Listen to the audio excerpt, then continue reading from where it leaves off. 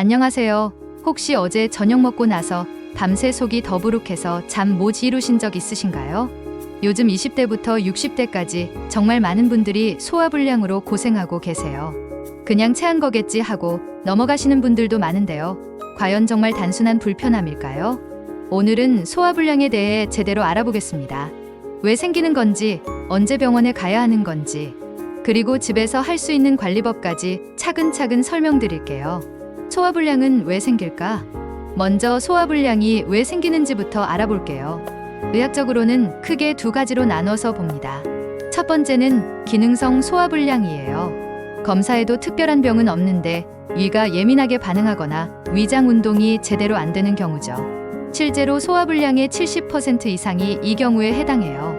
두 번째는 실제 질환 때문에 생기는 경우입니다. 위염이나 위궤양, 역류성 식도염, 그리고 헬리코박터 파일로리라는 세균 감염이 대표적이에요. 드물게는 복용 중인 약물의 부작용일 수도 있고요. 하지만 가장 흔한 원인은 바로 우리의 잘못된 생활 습관입니다. 과식, 빨리 먹기, 밤늦은 야식, 기름진 음식과 매운 음식, 그리고 과도한 음주와 흡연이죠. 여기에 스트레스까지 더해지면 위가 더욱 예민해집니다.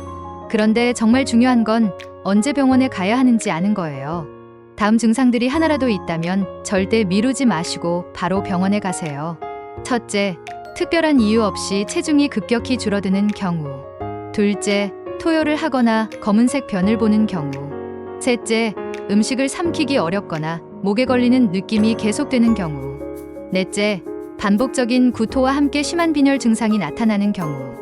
이런 증상들은 단순 소화불량이 아니라 위암이나 궤양 같은 심각한 질환의 신호일 수 있거든요. 꼭 내시경 검사를 받아보셔야 합니다. 이제 실생활에서 가장 중요한 식습관에 대해 말씀드릴게요. 먼저 소화에 도움되는 음식들부터 볼까요? 부드러운 죽, 닭가슴살이나 생선 같은 흰살 단백질, 두부, 찐 채소들이 좋습니다. 과일 중에서는 바나나가 특히 좋아요. 반대로 피해야 할 음식들도 있어요.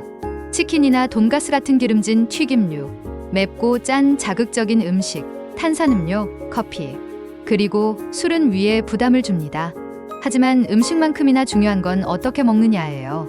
첫째, 과식은 절대 금물입니다. 배부를 때까지 먹지 마시고 80% 정도만 채우세요. 둘째, 천천히 꼭꼭 씹어서 드세요. 급하게 먹으면 위에 부담이 됩니다. 셋째, 식사 후 바로 눕지 마세요. 최소 2-3시간은 기다렸다가 누워야 해요. 마지막으로 하루 3번 많이 먹기보다는 소량씩 자주 드시는 게 좋습니다. 많은 분들이 놓치는 부분이 바로 운동과 스트레스 관리예요. 운동은 소화불량에 정말 도움이 됩니다. 다만 격렬한 운동보다는 가벼운 유산소 운동이 좋아요. 하루 20에서 30분 정도 걷기, 가벼운 조깅, 자전거 타기, 수영 같은 운동을 주 3에서 5회 정도 하시면 됩니다. 주의할 점은 식사 직후에는 운동을 피해야 한다는 거예요. 최소한 2시간은 기다렸다가 하세요. 그리고 스트레스 관리도 정말 중요합니다. 스트레스를 받으면 위산 분비가 증가하고 위장 운동이 불규칙해져요. 명상이나 호흡 운동, 충분한 수면을 통해 스트레스를 관리하시는 것도 소화 건강의 핵심입니다. 생활 습관을 바꿔도 증상이 계속된다면 병원 치료를 받아야겠죠. 먼저 헬리코박터 파일로리 검사를 할 수 있어요. 이 세균이 있다면 항생제로 제균 치료를 받으면 증상이 많이 좋아집니다. 증상 완화를 위해서는 위산 억제제나 제산제, 위장 운동을 도와주는 약물을 사용할 수 있어요. 하지만 여기서 중요한 건 이런 약물들은 반드시 의사의 지시에 따라 사용해야 한다는 점입니다. 인터넷에서 본 정보만으로 임의로 복용하시면 안 되고요. 장기간 사용하면 부작용이 생길 수 있으니 주의하셔야 합니다.